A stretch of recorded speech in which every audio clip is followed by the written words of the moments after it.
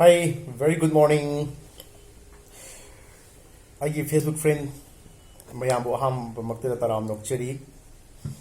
Ngasi di kanone matam kuirabagi mamangdagi na khallaga lakpa wakhal amakak mayamda share tawge masi water health tips oidini ising thakpagi kanabagi matangdani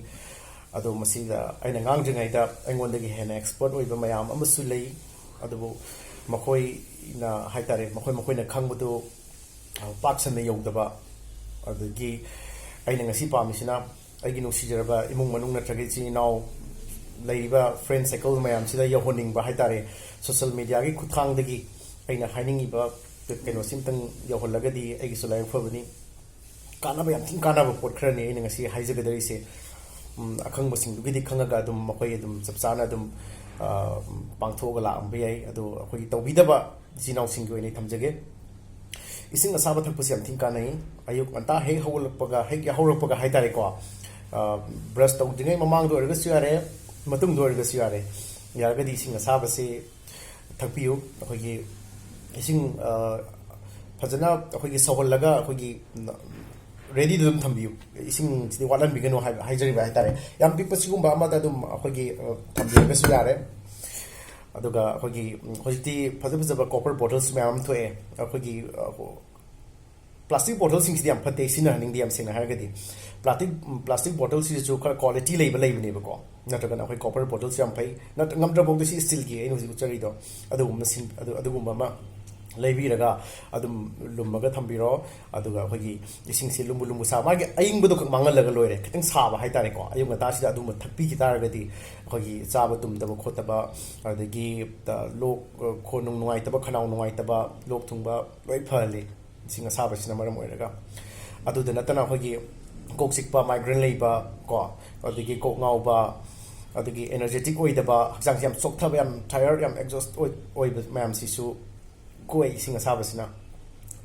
aduna maram oirga ising asaba se thakpiu nongmoda miu ising sina kamai tawge da akhoi liter ahum dagina mari phok se darkar lei ado akhoi sin adugi chang da kanam thakte ai sabo ngamde ai sabo hai bi sabo ai liter ani muktane thakchari se ado ai so hana di thamde ado hujik ai khara toina thakna badum khonare haitare ko ado ising asaba se always aina sigi bottle se carry tabo farak taraga su adi day to day life thapangam druga so haitare morning aduga tumamdai se tumamdai akhoi pungkhai mapung ma wali ngai se si thakchan biu aduga yam kanna tumamdai di ising thakchan bi gano yam tumamdai di ising yam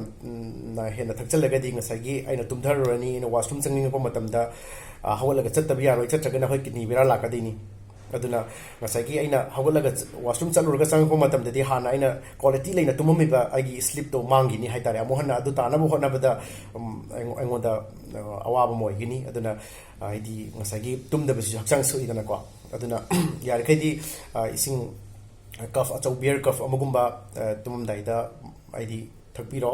pungkhai makai walingai aduga washroom changol kolorga nungai adum tumbiyo tumbusu nungai ni ko aduga ayukta su amti nungai ni makhogina humang da chatpa ising ko wangang buda chatpa adagi the urine da chatkiba mayam se akhoi backup tawdaba yade ba akhoi backup tawdeba ising thakpagi chang walak pisna kamai taw akhoi urine machu olak pagumba adagi khongya sarakpa adagi mai da akhoi dry oirakpa akhoi kron hubi type ta se khaiba ko winter season da kadang waba adi ising thakpi chang se winter season da yang waleba aduna asaba se thakpiyo adugi ising asaba thakpa se apti phagre kaigumba ising asaba se hauti natraga thakpada nongai na khalagasu adomna pamjaba akhoi ginger hapagane bu khangde adigi akhoi honey happy ai ginger happy bi ai ko haiba posing si akhoi sanada diamond tin ga chamana de ni ginger gumba akhoi boil tori di slice amani sujala happy ga thakpi ga di ising asaba thakpa di kana gre aduna masi se akhoi nung leibedagi chingna akhoi toxins mayam akhoi tu haw sida haitare ko mana lauthorka dine ba fataba mayam se ising dra maram oiraga haitare aduna haksangi fataba leiriba chemical mayam chasali chachali bo siti moidana singba mayam ma akhoi ready foods mayam ma chare khone bakery gi items mayam ha thabuk chinabani na haitare fast food changar so por thaba char so ma moida ngata oire tumba yang wa ngatane ba aduna tumba ngamdaba poching se kai haitare ising asaba thagadi ngasai gi akoina khandi akhoi kan mangam ni ba adagi akhoi gi ꯀꯃꯥꯏꯅ ꯇꯧꯒꯦ ꯍꯥꯏꯔ ꯀꯥꯟꯗ ꯋꯦꯠꯁꯦ ꯏꯁꯤꯡ ꯑꯁꯥꯕ ꯊꯛꯑꯒꯅ weight ꯃꯥꯡꯉꯤꯒ ꯍꯥꯏꯁꯦ ꯃꯁꯤ ꯀꯃꯥꯏꯅ ꯇꯧꯒꯦ ꯀꯥꯟꯗ ꯑꯩꯈꯣꯏꯒꯤ ꯆꯥꯛ ꯆꯥꯔꯝꯗꯥꯏ ꯃꯃꯥꯡꯁꯦ ꯆꯥꯛ ꯆꯥꯔꯝꯗꯥꯏ ꯃꯃꯥꯡꯁꯤꯗ ꯑꯩꯈꯣꯏꯅ 30-40 ꯃꯤꯅꯤꯠ ꯋꯥꯠꯂꯤꯉꯩꯗ ꯏꯁꯤꯡ ꯑꯁꯥꯕꯁꯦ ꯊꯛꯄꯤꯔꯕ ꯑꯣꯏꯇꯥꯔꯒꯗꯤ ꯑꯗꯨ ꯑꯣꯏꯔꯒ ꯆꯥꯛ ꯆꯥꯕꯤꯌꯣꯕ ꯆꯥꯛ ꯆꯥꯕ ꯃꯇꯝꯗ ꯆꯥꯛꯇꯣ ꯑꯩꯅ ꯆꯥꯒꯗꯧꯕ ꯆꯥꯡꯗꯣ ꯈꯛ ꯆꯥꯔꯅꯤꯕ ꯌꯥꯝ ꯑꯦꯛꯁꯦꯁ ꯑꯣꯏꯕ ꯆꯥꯔꯔꯣꯏꯕ ꯑꯩꯈꯣꯏꯗꯤ ꯏꯟꯁꯥꯡ ꯈꯔ ꯍꯥꯎꯔꯒꯗꯤ ꯐꯨꯊꯕꯒꯤ ꯆꯥꯛꯁꯦ ꯐꯖꯅ ꯐꯨꯊꯩꯌꯦꯕ ꯑꯩꯈꯣꯏꯁꯦ ꯑꯗꯨꯅ ꯆꯥꯛꯁꯦ ꯐꯖꯅ ꯐꯨꯊꯔꯕꯅꯤꯅ ꯉꯁꯤ ꯆꯥꯒꯗꯧꯕ ꯆꯥꯡꯗꯨꯗꯤ ꯍꯦꯟꯅ ꯑꯩꯈꯣꯏ ꯆꯥꯁꯜꯂꯦꯕ ꯑꯗꯨꯅ ꯉꯁꯥꯏꯒꯤ ꯑꯩꯈꯣꯏꯒꯤ ꯏꯁꯤꯡꯗꯣ ꯊꯛꯈ꯭ꯔꯕꯅꯤ나 ꯊꯪꯒꯠꯂ ꯂꯩꯔꯅꯤ ꯑꯩꯅ ꯆꯥꯒꯗꯧꯕ ꯆꯥꯡ ꯀꯥꯟꯅꯒꯗꯧꯕ ꯆꯥꯡꯗꯨ ꯈꯛ ꯆꯥꯔꯅꯤ ꯑꯗꯨꯏꯇꯥꯔꯗꯤ ꯋꯦꯠꯁꯤ ꯃꯊꯟꯇ ꯋꯦꯠ ꯂꯨꯁ ꯑꯣꯏꯔꯅꯤꯕ ꯁꯤꯅꯤ ꯑꯗꯒꯤ ꯍꯥꯔꯠ ꯄꯦꯁꯦꯟꯁꯤꯡꯒꯤ ꯑꯣꯏꯅꯗꯤ ꯏꯁꯤꯡ ꯑꯁꯥꯕꯁꯤ ꯌꯥꯝ ꯊꯤꯅ ꯀꯥꯟꯅꯈ꯭ꯔꯦ ꯑꯗꯣ ꯑꯩꯅ ꯌꯥꯝ ꯗꯤꯇꯦꯜꯁ ꯑꯣꯏꯅ ꯍꯥꯏꯖꯕ ꯚꯤꯗꯤꯑꯣꯁꯦ ꯌꯥꯝ ꯁꯥꯡꯉꯗꯤ ꯃꯤ ꯕꯣꯔꯤꯡ ꯆꯨꯔꯅꯤ ꯑꯗꯣ ꯑꯩꯅ ꯁꯤ ꯍꯥꯏꯔꯕ ꯃꯇꯨꯡꯗ ꯏꯁꯤꯡꯒꯤ ꯀꯥꯟꯅꯕꯁꯦ ꯋꯥꯇꯔ ꯊꯦꯔꯥꯄꯤꯒꯤ ꯀꯥꯟꯅꯕ ꯑꯩꯈꯣꯏꯒꯤ ꯋꯥꯔꯝ ꯋꯥꯇꯔꯒꯤ ꯀꯥꯟꯅꯕꯁꯦ ꯑꯩꯈꯣꯏ ꯒꯨꯒꯜ ꯇꯧꯔꯒ ꯑꯃꯨꯛꯇꯪ ꯌꯦꯡꯕꯤꯌꯨ ꯑꯗꯨꯒ ꯂꯧꯕ ꯌꯥꯕꯈꯩ ꯂꯧꯁꯤꯟꯕꯤꯌꯨ ꯑꯩꯅ ꯍꯥꯏꯕꯗ ꯋꯥꯠꯍꯧꯕ ꯀꯌꯥ ꯂꯩꯔꯒꯁꯨ ꯑꯦꯛꯁꯄꯔꯠ ꯃꯌꯥꯝ ꯑꯃꯁꯨ ꯂꯩꯔꯤ ꯍꯧꯖꯤꯛ ꯂꯥꯏꯔꯤꯛ ꯂꯥꯏꯁꯨ ꯂꯣꯏ ꯍꯩꯅꯔꯕꯅꯤꯅ ꯍꯧꯖꯤꯛꯇꯤ ꯈꯨꯗꯣꯝꯕꯤ ꯃꯇꯣꯟꯗ ꯂꯣꯏ ꯊꯣꯛꯑꯕ ꯉꯥꯛꯇꯅꯤ ꯌꯥꯔꯒꯗꯤ ꯏꯁꯤꯡꯁꯦ ꯑꯗꯨꯝ ꯊꯛꯄꯤꯌꯨ ꯑꯩ ꯍꯥꯏꯖꯅꯤꯡꯉꯤ ꯀꯣ ꯑꯗꯣꯝꯅ ꯄꯥꯝꯕ ꯐ꯭ꯂꯦꯕꯔꯁꯤꯡ ꯂꯧꯕꯤꯔꯒ ꯍꯥꯏꯇꯥꯔꯦ ꯉꯁꯥꯏꯒꯤ ꯖꯤꯟꯖꯔ ꯐ꯭ꯂꯦꯕꯔ ꯂꯧꯒꯦꯔꯥ ꯍꯅꯤ ꯐ꯭ꯂꯦꯕꯔ ꯂꯧꯒꯦꯔꯥ ꯑꯐꯕ ꯉꯥꯛꯇꯅꯤ ꯑꯩꯈꯣꯏꯒꯤ ꯑꯩꯅ ꯍꯥꯏꯁꯦ ꯁꯅꯥꯗ ꯇꯝꯐꯥ ꯊꯤꯟꯕꯒꯨꯝꯕꯅꯤ ꯍꯥꯏꯁꯦ ꯉꯁꯥꯏꯒꯤ ꯑꯗꯨ ꯉꯥꯛꯇꯅꯤ ꯑꯩꯈꯣꯏꯒꯤ ꯀꯞꯁ ꯂꯩꯕ ꯑꯦꯁꯤꯗꯤꯇꯤꯁ ꯀꯣ ꯑꯗꯒꯤ ꯈꯣꯡ ꯍꯥꯝꯕ ꯌꯥꯗꯕ ꯍꯥꯏꯇꯥꯔꯦꯀꯣ ꯑꯗꯒꯤ ꯀꯣꯟꯁꯇꯤꯄꯦꯟꯁꯤ ꯁꯤ ꯄꯨꯝꯅꯃꯛꯁꯦ ꯐꯗꯣꯏꯅꯦꯕ ꯏꯁꯤꯡ ꯑꯁꯥꯕꯁꯤꯅ ꯑꯗꯨꯒ ꯏꯁꯤꯡ ꯊꯛꯄ ꯃꯇꯝꯗ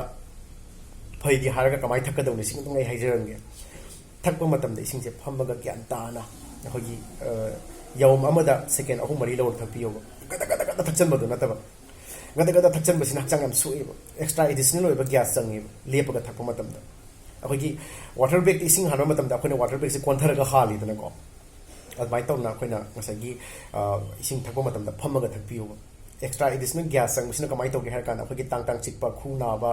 ꯑꯗꯒꯤ ꯀꯣꯛ ꯆꯤꯛꯄ ꯇꯧꯔꯛꯀꯅꯦꯕ ꯑꯗꯨꯅ ꯆꯪꯍꯟꯕꯤꯗꯕ ꯐꯖꯅ ꯐꯝꯃꯒ ꯒ꯭ꯌꯥꯟ ꯇꯥꯅ ꯆꯠꯅꯤꯡ ꯇꯥꯅ ꯍꯥꯏꯇꯥꯔꯦꯀꯣ ꯏꯁꯤꯡꯁꯦ ꯑꯩꯈꯣꯏꯒꯤ ꯌꯥꯝꯅ ꯐ꯭ꯂꯦꯕꯔ ꯃꯍꯥꯎ ꯂꯧꯔꯒ ꯊꯛꯄꯤꯌꯣ ꯑꯗꯨ ꯑꯣꯏꯇꯥꯔꯒꯗꯤ ꯌꯥꯝ ꯊꯤꯅ ꯐꯅꯤ ꯑꯗꯨꯅꯤ ꯑꯗꯨꯒ ꯖꯤꯝ ꯁꯥꯟꯅꯕ ꯏꯆꯤꯟ ꯏꯅꯥꯎ ꯑꯗꯨꯒꯤ ꯁ꯭ꯄꯣꯔꯠ ꯄ꯭ꯂꯦꯌꯔꯁ ꯃꯌꯥꯝ ꯑꯃꯁꯨ ꯂꯦꯞꯄꯒ ꯑꯩꯈꯣꯏꯒꯤ ꯕꯣꯇꯜꯁ ꯗꯒ ꯊꯛꯄꯗꯣ ꯑꯗꯨꯝ ꯌꯥꯝ ꯊꯤꯅ ꯐꯠꯇ꯭ꯔꯦ ꯑꯗꯨ ꯇꯧꯕꯤꯔꯅꯨ ꯄ꯭ꯂꯤꯖ ꯑꯩ ꯌꯥꯝ ꯎꯖꯩ ꯑꯩꯈꯣꯏꯒꯤ ꯌꯣꯠꯁꯦ ꯐꯖꯅ ꯃꯥꯅ ꯍꯥꯞꯆꯜꯂꯤꯈꯩ ꯀꯗꯥ ꯏꯟꯊꯔꯅꯤ ꯀꯗꯥ ꯍꯛꯆꯥꯡ ꯐꯅꯤꯡꯕꯅꯤꯅ ꯍꯥꯏꯇꯥꯔꯦꯀꯣ ꯑꯗꯨꯒ ꯑꯗꯩ ꯉꯥꯛꯇꯪ ꯐꯝꯕꯁꯤꯗ ꯍꯨꯃꯥꯡ ꯇꯥꯔꯒ ꯏꯁꯤꯡꯁꯦ ꯀꯗꯥ ꯊꯛꯆꯟꯒꯅꯤ ꯍꯣꯏ ꯁꯥꯟꯅꯔꯤꯉꯩ ꯃꯔꯛꯇꯨꯗ ꯏꯁꯤꯡꯁꯦ ꯑꯩꯈꯣꯏ ꯆꯤꯟꯕꯥꯟ ꯆꯣꯠꯅꯕ ꯑꯩ ꯈꯧꯔꯥꯡꯕꯗꯣ ꯈꯤꯇꯪ ꯀꯣꯛꯅꯕ ꯌꯥꯎꯝ 1-2 ꯊꯛꯄꯗꯤ ꯀꯩꯁꯨ ꯀꯥꯏꯗꯦ ꯍꯦꯚꯤ ꯑꯣꯏꯅ ꯊꯛꯑꯒ ꯁꯥꯟꯅꯕꯁꯤ ꯌꯥꯝ ꯊꯤꯅ ꯐꯠꯇꯦꯕ ꯀꯃꯥꯏꯅ ꯇꯧꯒꯦ ꯍꯥꯏꯔ ꯀꯥꯟꯗ ꯑꯩꯈꯣꯏꯒꯤ ꯏꯁꯤꯡꯁꯤ ꯑꯩꯈꯣꯏꯅ ꯏꯁꯤꯡ ꯑꯏꯪꯕ ꯊꯛꯄꯁꯤ ꯌꯥꯝ ꯊꯤꯅ ꯐꯠꯇꯕꯒꯤ ꯃꯇꯥꯡꯗꯁꯨ ꯑꯩ ꯍꯥꯏꯖꯔꯝꯒꯦ ꯏꯁꯤꯡ ꯑꯏꯪꯕꯁꯦ ꯑꯩꯈꯣꯏꯅ ꯊꯛꯑꯅꯤ ꯊꯛꯑꯀꯥꯟꯗ ꯑꯩꯈꯣꯏꯒꯤ ꯕꯣꯗꯤꯒꯤ ꯐꯪꯁꯟꯁꯤꯡꯁꯦ ꯍꯥꯟꯅ ꯇꯧꯔꯝꯕ ꯆꯥꯡꯗꯒꯤ ꯋꯥꯡꯈꯠꯂꯛꯀꯅꯤ ꯀꯩꯒꯤꯅꯣ ꯍꯥꯏꯔ ꯀꯥꯟꯗ ꯏꯁꯤꯡ ꯑꯏꯪꯕ ꯊꯛꯄ ꯃꯇꯝꯗ ꯃꯅꯨꯡꯗ ꯑꯃꯨꯛ ꯁꯥꯍꯜꯂꯦꯕ ꯏꯁꯤꯡꯁꯦ ꯃꯅꯨꯡꯗ ꯃꯊꯟꯇ ꯑꯃꯨꯛ ꯁꯥꯍꯜꯂꯦꯕ ꯁꯥꯍꯜꯂꯒ ꯑꯩꯈꯣꯏ ꯌꯨꯔꯤꯟ ꯊꯣꯛꯑꯀꯥꯟꯗ ꯌꯨꯔꯤꯟꯁꯦ ꯁꯥꯕꯅꯦꯕ ꯑꯗꯨꯅ ꯉꯁꯥꯏꯒꯤ ꯑꯏꯪꯕ ꯊꯛꯑꯕꯅꯤꯅ ꯃꯅꯨꯡꯗ ꯑꯃꯨꯛ ꯁꯥꯍꯜꯂꯅꯤ ꯑꯗꯨ ꯑꯣꯏꯇꯥꯔꯒꯗꯤ ꯍꯛꯆꯥꯡꯁꯤ ꯆꯣꯛꯊꯕꯒꯤ ꯆꯥꯡꯁꯨ ꯍꯦꯜꯂꯅꯤ ꯃꯅꯨꯡꯁꯦ ꯑꯗꯨꯝ ꯋꯥꯛ ꯇꯧꯍꯜ ꯂꯩꯍꯜꯂꯕꯅꯤꯅ ꯑꯗꯨꯅ ꯑꯁꯥꯕ ꯊꯛꯑꯒꯗꯤ ꯃꯅꯨꯡꯗ ꯋꯥꯛ ꯇꯧꯔꯔꯣꯏ ꯁꯥꯔꯕꯅꯤꯅ ꯐꯤꯜꯇꯔ ꯇꯧꯔꯒ ꯃꯥꯒꯤ ꯏꯁꯤꯡꯗꯨꯒꯤ ꯀꯥꯟꯅꯕꯗꯣ ꯂꯧꯔꯒ ꯍꯥꯏꯇꯥꯔꯦꯀꯣ ꯑꯩꯈꯣꯏꯒꯤ ꯐꯠꯇꯕ ꯃꯌꯥꯝꯁꯦ ꯂꯧꯊꯣꯔꯛꯀꯗꯣꯏꯅꯦꯕ ꯌꯥꯔꯒꯗꯤ ꯉꯥꯡꯕꯗꯤ ꯌꯥꯝ ꯉꯥꯡꯅꯤꯡꯕꯅꯦ ꯌꯥꯝ ꯂꯩꯔꯤ ꯇꯣꯄꯤꯛꯁꯤ ꯏꯁꯤꯡꯒꯤ ꯃꯇꯥꯡꯗ ꯍꯥꯏꯇꯥꯔꯦꯀꯣ ꯑꯗꯨꯒ ꯍꯪꯅꯤꯡꯕ ꯈꯪꯅꯤꯡꯕ ꯌꯥꯎꯔꯒꯁꯨ ꯀꯃꯦꯟ ꯁꯦꯛꯁꯟꯗ ꯍꯪꯕꯤꯔꯛꯎ ꯑꯗꯨꯒ ꯆꯥꯟꯅꯅ ꯑꯩ ꯐꯣꯟ ꯀꯣꯟꯇꯦꯛꯇ ꯅꯠꯇꯦ ꯀꯣꯟꯇꯦꯛꯇ ꯑꯣꯏꯒꯦꯔꯥ ꯅꯠꯇ꯭ꯔꯒ ꯑꯩꯈꯣꯏꯒꯤ ꯚꯤꯗꯤꯑꯣ ꯃꯈꯥ ꯇꯥꯅ ꯇꯧꯕ꯭ꯔꯥ ꯑꯗꯨꯝ ꯑꯩ ꯇꯧꯖꯔꯛꯀꯦ ꯑꯗꯨꯒ ꯁꯤꯃꯗꯤ ꯑꯩ ꯈꯪꯅ ꯆꯥꯟꯅꯕ 1 by 1 ꯑꯣꯏꯅ ꯐꯣꯟ ꯇꯧꯔꯒ ꯁꯨꯝ ꯍꯥꯏꯕꯗ ꯃꯇꯝ ꯂꯩꯇꯕꯅꯤꯅ ꯄꯨꯟꯅꯃꯛ ꯐꯝꯃꯤꯟꯅꯁꯦ ꯍꯥꯏꯕꯒꯤ ꯋꯥꯈꯜꯂꯣꯟꯗ ꯑꯩ ꯁꯤ ꯚꯤꯗꯤꯑꯣꯁꯤ ꯁꯦꯝꯖꯕꯅꯤ ꯌꯥꯏꯐꯔꯦ ꯏꯔꯝꯗꯝ ꯄꯨꯝꯅꯃꯛ ꯌꯥꯏꯐꯃꯤꯟꯅꯔꯁꯤꯀꯣ ꯕꯥꯏ